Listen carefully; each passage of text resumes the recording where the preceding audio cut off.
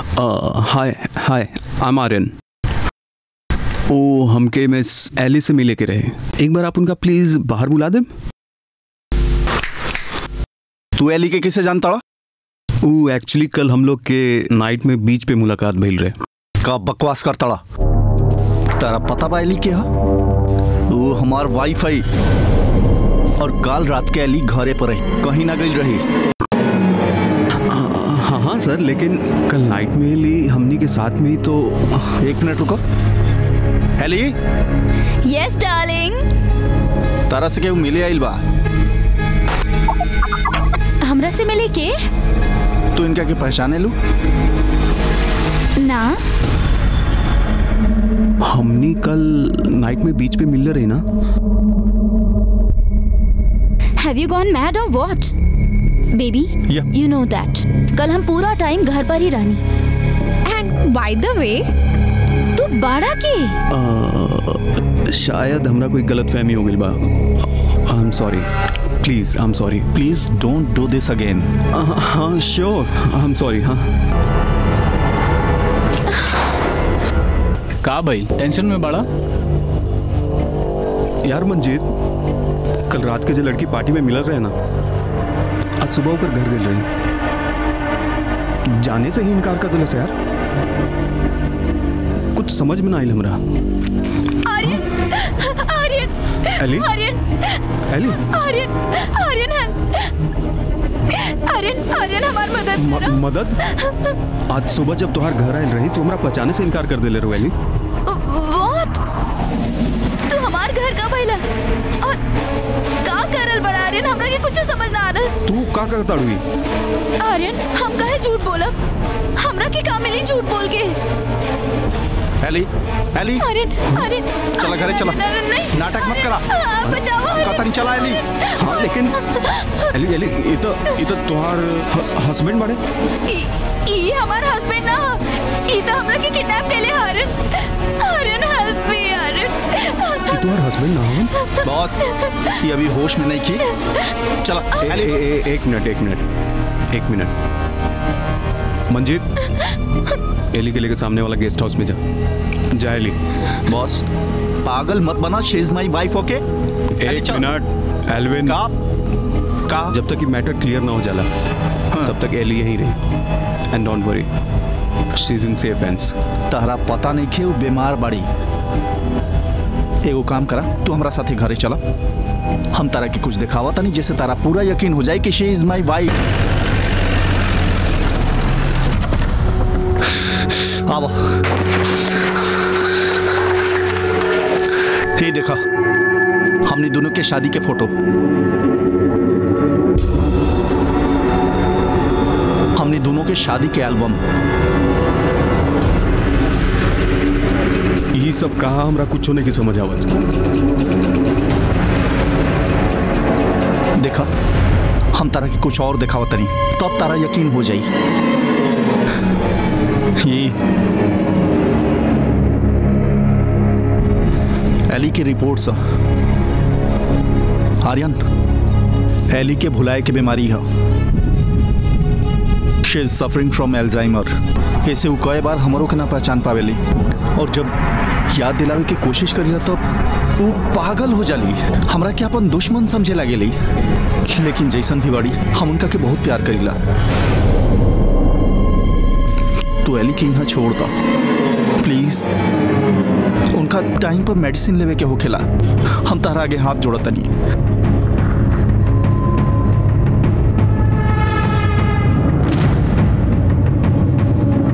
Alvin, हाँ,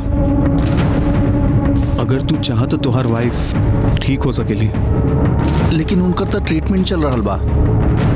ओकरा treatment के ना एक अच्छा दोस्त के जरूरत बा। मतलब? एली के एगो दोस्त चाहिए, और हमके अपन अच्छा दोस्त माने ली। तू कहल का चाहता? एल्विन, अगर तू एली के ठीक होवत देखल चाहेला तो तू एली के हमरा साथ छोड़ दा। पागल हो गई बड़ा का तू? ठीक बा, जैसन तोरा ठीक लगे। हम एली के तोरा पास वापस छोड़ देता नहीं। मरे खातिर। चला ले आओ अपन वाइफ के।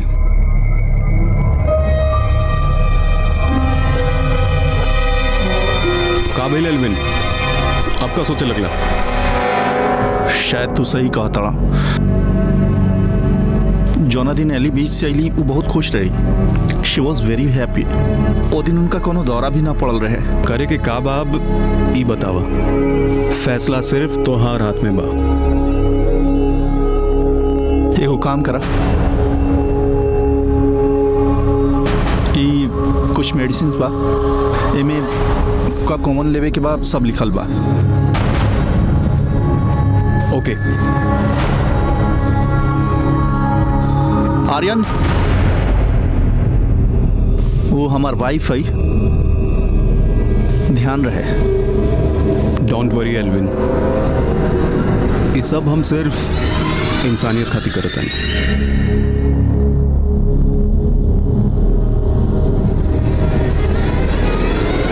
गुड मॉर्निंग एली,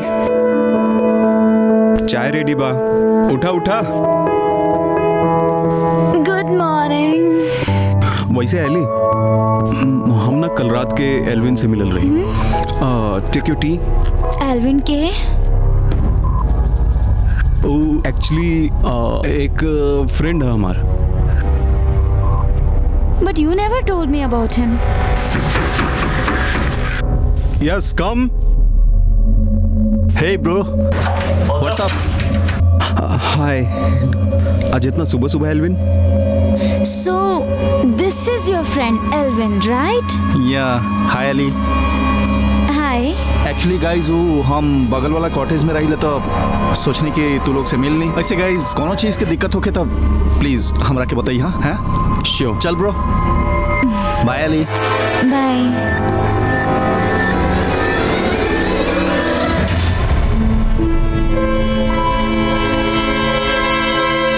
ओके एली, हम आवत नहीं।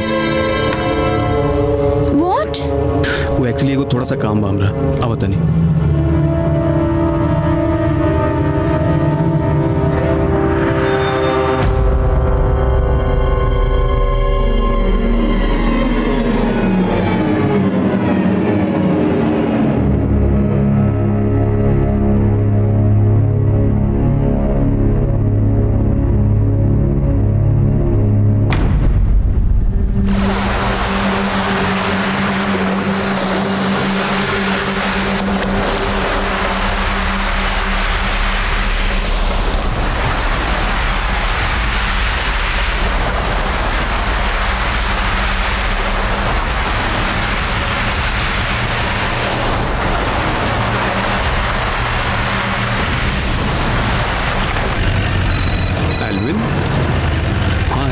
हेलो आर्यन, हम एली से मिले कॉटेज में गई रही। वो जंगल की तरफ भागिल बड़ी यार। का? हम उनके बतावे के कोशिश करनी कि हम तार पति हैं, लेकिन तबे उनका अचानक फिर से दौरा पड़ गई। हम उनका के पकड़े की कोशिश करनी, लेकिन पकड़ ना पाई। वक्त कहाँ बाड़ा तू? वो चर्च बाना, ओकर बगल में जंगल बाना, तू वहाँ जा। वहीं रुका, आवता नहीं। ठीक बा भाई।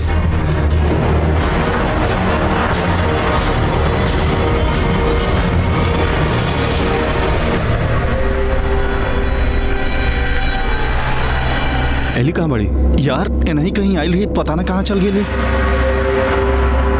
शिट! ये वो काम कर आर्यन। हाँ? तू उन्हें देखा, हमें नहीं देखा तनी। हाँ ठीक बा, चल। हाँ ठीक बा। एली! एली! एली! एली! एली! एली! एली! एली! एली!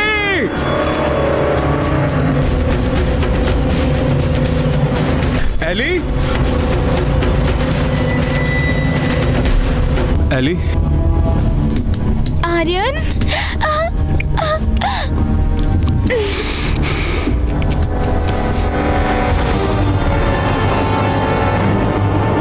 आवा, हम अपन कॉटेज चले गए।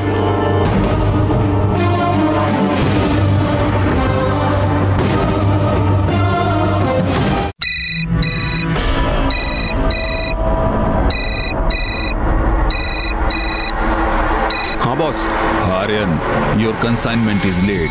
What's the status? ई बार हमरा थोड़ा और टाइम चाहिए बॉस. आर्यन, बस टाइम है तो नहीं क्या हमारा लगे. आपके खातिर इतना सारा काम कैले बानी ना हम. ई बार हमार बात के समझे के कोशिश करी. ई बार हमरा थोड़ा टाइम दी प्लीज. सॉरी आर्यन, काम कर चाहे छोड़ दा. बॉस हमार बात सुनी. बॉस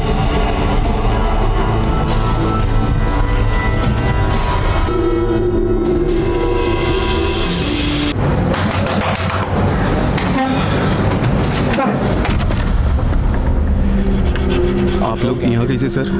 इनकर कहना है कि तू इनकर बीवी को बंद करके देले बड़ा. सर हम एक बीवी के काहे यहाँ बंद करके रखब. ई खुद अपन बीवी के यहाँ छोड़ के गए रहे. ए एल्विन, ये सब का नया तमाशा खड़ा कैले तू? हे, आवाज नीचे करके बात करा. हैं? भला कि वो अपन बीवी को दूसरा मर्द के पास काहे छोड़ी? सर आपके यकीन न होगी तो एक वाइफ से पूछी. एली, हे, ले क्या? सर ये सांच बा कि हम खुद अपन बीवी के यहाँ छोड़ ले रही. सर असल में हमार बीवी के सर अल्जाइमर बा और उनका सर भूले के दौरा पड़ेला, ऐसे यहाँ ट्रीटमेंट खातिर छोड़ ले रही. और सर अभी ना ये ट्रीटमेंट के बहाने सर हमार बीवी के अपन प्यार के जाल में फंसा रहा बा सर. सर प्लीज सर, हमरा हमार बीवी चाहिए सर, प्लीज सर. एली, सर हमार वाइफ सर. एली तू खुद इनका सच सच बतावा कि तू यहाँ अपन मर्जी से आयल बड़ू प्लीज. लेकिन तू के बड़ा